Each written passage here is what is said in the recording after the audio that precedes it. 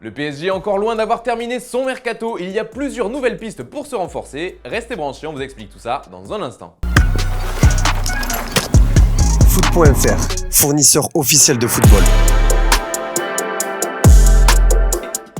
Bonjour à toutes et à tous et bienvenue dans ce nouveau JT. Ça bouge dans tous les sens au PSG qui est sur le point de boucler une nouvelle recrue et plusieurs départs. On commence avec les arrivées et un nom qui vient de faire son apparition parmi les pistes parisiennes. Il s'agit de Bernardo Silva. D'après nos informations, le club de la capitale est chaud sur le portugais et le joueur ne serait pas contre un retour en Ligue 1. Bien qu'il soit tombé d'accord avec le Barça, mais pour l'instant si le club catalan veut se l'offrir, il faudra d'abord vendre Frenkie de Jong, alors que le PSG de son côté aura plus de facilité à sortir l'argent demandé par Manchester City, à savoir environ 80 millions d'euros. Autre léger avantage pour Paris, Silva connaît bien l'homme aux commandes du sportif Luis Campos, qu'il avait recruté à l'AS Monaco en 2014. Un autre joueur fait son arrivée dans la shortlist du PSG et lui aussi a bien connu le championnat de France, c'est Wesley Fofana. Pour l'instant, pas d'offre ou de discussion mais un simple intérêt de la part du club parisien. Une piste qui pourrait coûter cher puisque Leicester considère son défenseur comme intransférable et qu'il a été prolongé jusqu'en 2027. En face, il y aura la concurrence de Manchester City et de Chelsea, également en embuscade. Le jeune Gonzalo Ramos de Benfica plaît lui aussi beaucoup au PSG. Après l'échec sur Gianluca Scamacca, les Parisiens se pencheraient maintenant sur ce cas. Son club en demanderait au moins 40 millions d'euros.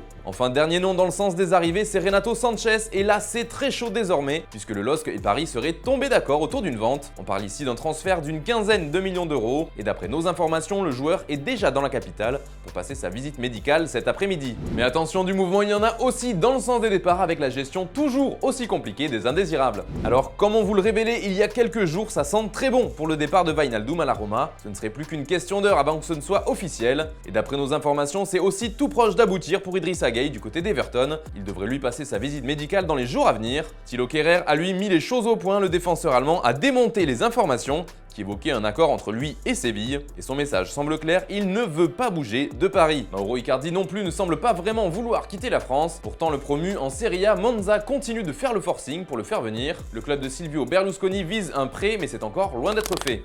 Bon, avec toutes ces informations et à moins d'un mois de la fin du marché des transferts, qu'est-ce que vous pensez du mercato du PSG? C'est la question du jour, comme d'habitude vous nous donnez votre avis dans les commentaires et on en reparlera demain. Toujours en France, mais à Marseille, ça brûle pour Jordan Verretou. On vous en parle depuis quelques temps et d'après nos informations, le milieu de l'AS Roma n'a jamais été aussi proche de l'OM.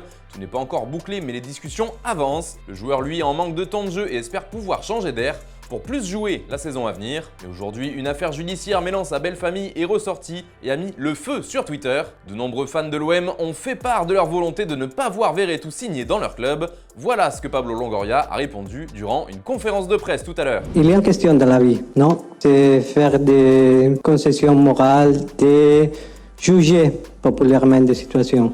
Je pose des questions. Il est condamné? Première question. Après, il y a des autres questions toujours. C'est se regarder dans les yeux, être honnête. Naturellement, dans la vie, il faut avoir de l'éthique, il faut avoir des valeurs. Il faut avoir toujours des choses bien faites qui soient droits. C'est aussi dans les jugements des personnes. En rumeur, ça c'est un réflexe de la vie actuelle. Les réseaux sociaux. Quelqu'un met une chose, tout le monde doit suivre. Juger populairement quelqu'un pour une supposition. C'est juste? C'est moralement acceptable? Je pose tout ce type de questions. En Angleterre, ça commence à chauffer entre Cristiano Ronaldo et les Red Devils. Son coach Eric Ten Hag a mis les points sur les i. L'entraîneur de Manchester United est revenu sur la polémique autour de son départ du stade à la mi-temps de son premier match de préparation. CR7 sorti à la 45e n'est pas resté jusqu'au bout pour soutenir ses coéquipiers et ça n'a pas vraiment été du goût du technicien néerlandais. C'est inacceptable pour tout le monde. Nous sommes une équipe et vous devez rester jusqu'à la fin. Voilà ce qu'a déclaré le coach qui n'a pas mâché ses mots lors d'une interview accordée à Viaplay Sport, média néerlandais. Il en a d'ailleurs profité pour indiquer que Ronaldo n'était pas le seul à s'être comporté de la sorte et à s'être échappé du stade. En tout cas, l'ambiance a l'air au top chez les Red Devils juste avant la reprise.